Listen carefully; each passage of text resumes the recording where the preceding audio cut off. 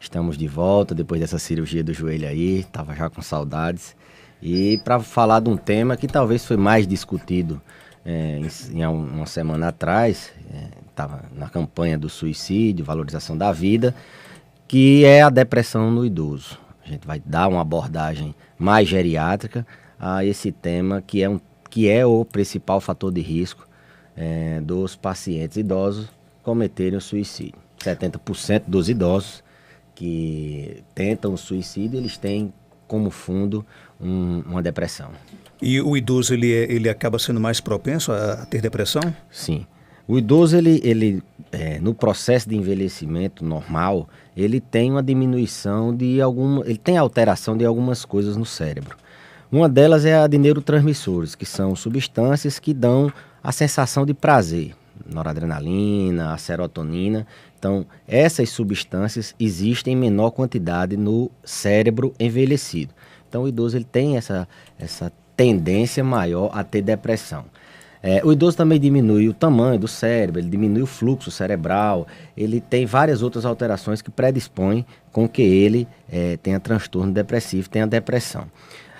Aliado a isso, existe a condição do idoso. O idoso, ele tem esse indivíduo que a gente está falando, na terceira idade, é um doente que tem várias doenças. Ele tem uma artrose, ele tem uma insuficiência cardíaca, ele tem diabetes, ele tem outras comorbidades. E essas comorbidades limitam ele. Então, o fator externo de limitação predispõe a que ele abra um quadro depressivo. Dentre outros fatores sociais, como por exemplo, a questão social, essa inversão de valor na família, o neto não obedece ao avô, ele vê a família crescer de uma maneira diferente, ele tem muitos amigos que se perdem, familiares que se perdem, porque ele está envelhecido e os colegas dele vão morrendo. A própria proximidade da morte, Marcos, tudo isso faz com que o indivíduo idoso tenha mais depressão, não esquecendo a questão dos medicamentos. Existem vários medicamentos que causam depressão. O indivíduo idoso, ele tem uma tendência, ele tem mais doença, ele toma mais remédio, então esses medicamentos podem também induzir. Então, a depressão no idoso, ela tem uma incidência e prevalência maior do que no adulto jovem. E ela tem características diferentes. O adulto jovem, ele tem a tristeza como um sintoma marcante, um sintoma guia. No idoso, a tristeza já é mais rara. Um idoso com depressão, o reconhecimento da depressão no indivíduo idoso, ele é mais sutil. Então, a começar por essa questão da tristeza. Pensar em depressão sem pensar em tristeza é um pouco difícil de você pensar nisso. Mas 50% ou mais dos idosos não têm tristeza. Agora, toda tristeza, por exemplo, todo idoso triste, ele está depressivo ou não? Não, é raro ter tristeza no idoso, mas geralmente quando tem, a gente tem que pensar em depressão. O que a gente muitas vezes encontra de dificuldade da família levar pro médico, ou mesmo do próprio idoso reconhecer aquele sintoma, é o estigma da velhice. Eles acham que aquilo é normal do envelhecimento. Não, meu pai, ele está mais isolado, ele está mais irritado, mas isso é da idade. Mas ele está mais irritado e isso está atrapalhando a convivência social, o amor que ele tinha antes pelo neto, não está atrapalhando. Ele antes ia para a igreja, para o culto, não está indo mais. Essa perda de interesse. Então, quando a depressão começa a atrapalhar, essa tristeza, que não é tão comum no idoso, começa a atrapalhar as atividades do dia a dia, aí se torna um problema. Então, a depressão, a tristeza, ela causa outros problemas e ela, embora não seja comum, quando um paciente tem tristeza, a gente tem que pensar assim na depressão, não cair na cilada de que é da idade. O nosso ouvinte Leonardo, lá no bairro Vila Altiva, nosso vizinho, ele está perguntando o seguinte: a alteração no sono pode estar atrelada à depressão e quantas horas, em média, um idoso deve dormir? Boa pergunta. A depressão no idoso, ela tem um quadro. Como eu falei anteriormente, não tem tanta tristeza. Não é aquele indivíduo que chora, se lamenta e perde o interesse das atividades. O indivíduo idoso, ele apresenta manifestações que a gente chama atípicas, manifestações principalmente físicas. Ele, como a gente fala na psiquiatria, na geriatria, ele somatiza as doenças. Uma doença que é X, ele torna ela 2X. Vou dar um exemplo. É aquele paciente que tem uma dor, aquela dor que anda, que já foi para vários especialistas, aquela dor não tem uma característica que seja de uma dor que tem um substrato, que tem uma estrutura lesada, dor que vai daqui, vai para acolá, essa dor volta, vai para vários especialistas, fez todos os exames e essa dor não tem nada. Então você vai aprofundar a investigação e esse paciente muitas vezes tem por trás um quadro depressivo.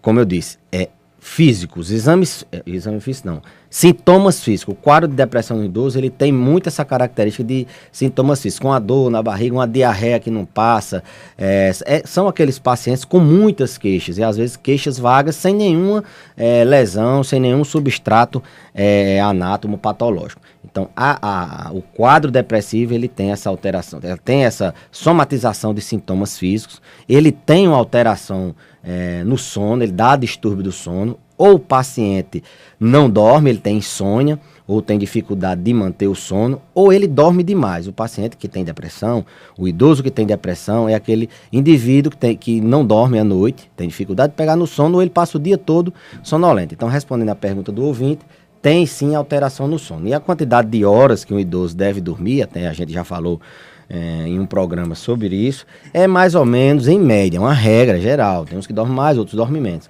Mas 6 horas, um sono mais leve, ela tem que despertar mais fácil, e um sono com menor duração. Então ela acorda mais fácil e dorme menos. Aquele idoso que dorme 6 horas, ele está, em regra, em geral, bem.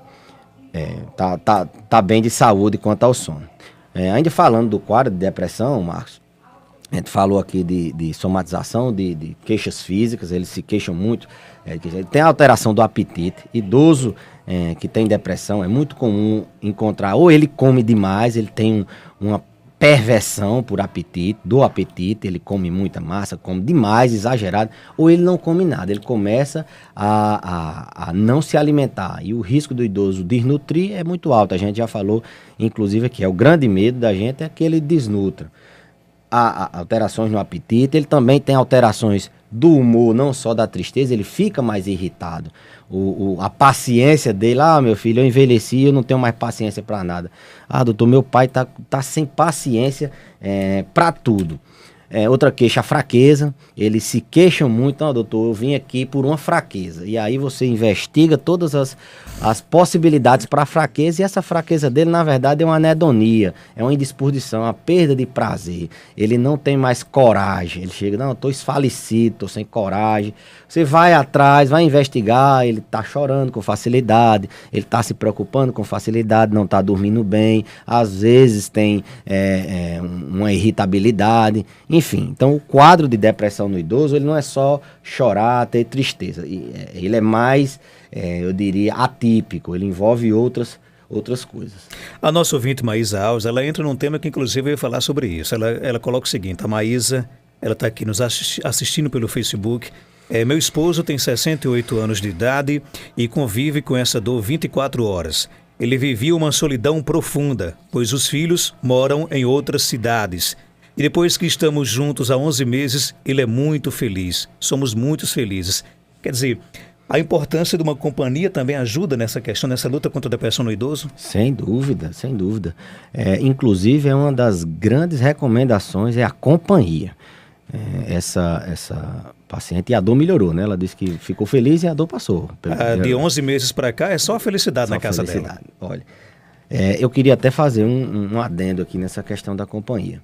Muitas pessoas, não porque querem, às vezes tentando ajudar o paciente depressivo, eles fazem uma companhia ativa, assim vamos dizer. Eles, você não está conseguindo sair, vamos para a praça, vamos para a ilha, vamos fazer isso, vamos fazer aquilo. E o paciente depressivo, ele está sem condições. Ele não tem noradrenalina, serotonina que dê motivação para ele sair. Então, a companhia é importante como companhia. Só ficar ao lado, dar aquele ombro amigo, ficar ali ao lado, não ficar estimulando o paciente depressivo a fazer coisa que ele não consegue fazer, porque senão a frustração é maior. Meu Deus, todo mundo consegue sair dessa, todo mundo consegue caminhar, todo mundo consegue fazer isso. Ó, e fulaninho tava assim, começou a namorar, ir para festas e melhorou. Não é bem assim. Um quadro de depressão, você tem que primeiro diagnosticar, medicar, e quando o paciente tiver já com essa melhora, com essa remissão de sintomas, nessa primeira fase do tratamento, ele vai começar naturalmente a ter disposição. Então a orientação que a gente faz quanto à companhia, quem tem um amigo, quem tem um pai, um tio, alguém que tenha sintoma depressivo ou tenha diagnóstico de depressão, não caia nessa de ficar forçando ele a fazer as coisas, porque para ele é muito pior. Isso não vai estimular, isso não vai incentivar ele a fazer nada. Faça a companhia. Muitas vezes o silêncio é a melhor companhia. Mas como é que deve ser essa companhia? Como é que as pessoas devem se comportar ao lado de um idoso que está numa situação como essa? Pronto. O idoso, a gente está na campanha falando sobre suicídio, ele tem a efetividade da tentativa de suicídio do idoso ela é maior. Ele geralmente é mais eficaz. Quando ele tenta, ele consegue. O adulto jovem, às vezes ele tenta, não consegue, às vezes é só uma carência afetiva que ele quer que alguém dê atenção a ele, mas o indivíduo idoso ele tem essa eficácia. Então, o cuidado é redobrado, porque eles têm essa eficácia. Então, no indivíduo idoso, a companhia, essa questão de acompanhar, é simplesmente mostrar a disposição.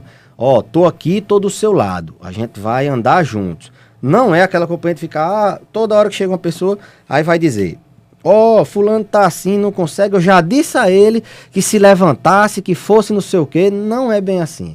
Às vezes a gente tem que dar a mão, levar para fazer o tratamento. Eu quando inicio o tratamento no idoso, quando tá com essas queixas de anedonia, de fraqueza, eu sempre oriento a família, só olha, espere o remédio fazer efeito. A única obrigação que ele vai ter vai ser pegar água e botar o comprimido para dentro, como a gente diz aqui. Mas não vá forçar. Doutor, mas não é bom fazer isso, fazer aquilo, terapia na água, não sei o que, fazer caminhada, sair, se divertir. Não. Agora não, deixa ele dar uma melhorada. Geralmente os medicamentos, o tratamento de 7, 10 dias, eles já estão fazendo um efeito bom. Aí a gente vai tentar fazer mais alguma coisa coadjuvante, alguma coisa que possa ajudar o tratamento, que inclusive é mandatório. A gente não faz no início, mas tem que fazer sempre. O tratamento com antidepressivo é só uma linha de tratamento. Mas para que ele funcione, para que o paciente fique bom mais rápido, para que ele não cronifique, lembrar que as pessoas que gostam de abandonar tratamento, a depressão é uma das doenças que não perdoam. Se você faz um tratamento, como eu disse, 7 a 10 dias, o paciente fica bem, ele remite sintomas, mas o tratamento dura no mínimo 2 anos. Porque ele vai ter que sair da fase de remitir sintomas, tirar todos os sintomas, ele vai passar por uma fase de manutenção para evitar a recaída desse episódio depressivo, desse evento agora, e depois passar mais um ano tomando o remédio como se fosse para fazer uma memória, fazer uma reserva, para evitar outras crises de depressão, outros episódios, uma recidiva. Então, para quem gosta de abandonar tratamento, a depressão, ela cobra de você. Você tem uma depressão, não faz o tratamento dos 2 anos, ou às vezes tem que fazer para a vida toda. Quando ela vem um novo episódio, ela vem mais grave e ela tem uma tendência a cronificar maior. O que é isso? Ele tem uma tendência a ser pro resto da vida maior. Então, tratamento, além da questão medicamentosa, tem a questão da psicoterapia, tem a questão...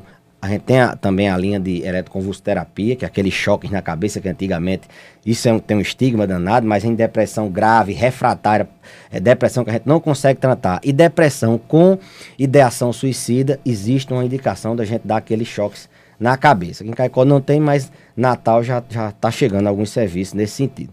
Então, lembrar bem do tratamento que... além do remédio, tem que se fazer psicoterapia. Muitas vezes a companhia tem que só incentivar a tomada do remédio, não ficar várias coisas ao mesmo tempo. A nossa ouvinte Conceição, lá de Ouro Branco, ela faz a seguinte pergunta. Diz que tem um idoso na família dela que vive há muitos anos no abrigo e não costuma receber com frequência visita de familiares. Ela está preocupada com essa situação e quer saber se essa pessoa ela é mais propensa ainda a ter depressão. Olha, se for essa visita não estiver acontecendo porque a família está abandonando, Aí já tem até que se ver essa questão do abandono do idoso. Mas é um indivíduo institucionalizado. Os indivíduos em instituições de longa permanência, eles têm uma tendência dobrada de ter, a incidência é 50%. Na média da população é 25%, 30% a incidência, a quantidade de pessoas que tem depressão, casos novos. Mas na instituição de longa permanência, metade dos pacientes tem depressão. Por causa que aqueles fatores que a gente falou de convivência familiar, o estigma da institucionalização, o isolamento, a solidão, tudo isso contribui para que ele tenha um evento depressivo. Só isso já, mesmo que a família visite, só isso já aumenta o risco dele ter depressão. A cada 2, um vai ter depressão. E se a família não vai visitar, esse convívio familiar, esse envolvimento familiar faz parte da melhora da afetividade dele. Ele já tem uma carência afetiva por natureza, pela doença e pela própria situação de envelhecimento. Então, paciente numa instituição de longa permanência, que a família não abandona, nesse caso, se for proporcional, ele vai piorar muito. Agora, se for que ele não quer receber a família, eu até digo, olha, o pessoal que vem para o abrigo, a gente tem um trabalho aqui no abrigo de Caicó há muitos anos, o pessoal que vai para o abrigo, que a família às vezes abandona lá, eles durante a vida, eles tiveram uma personalidade que favoreceu a isso, nada acontece por acaso. E as famílias não são más. Institucionalizar um idoso nem sempre é a pior solução. Às vezes vai porque tem indicação de ir. A instituição cuida melhor do que se cuidasse em casa. Tem gente que para dar o remédio, para dar banho, enfim. Então a família às vezes, por uma decisão racional pensada, coloca lá.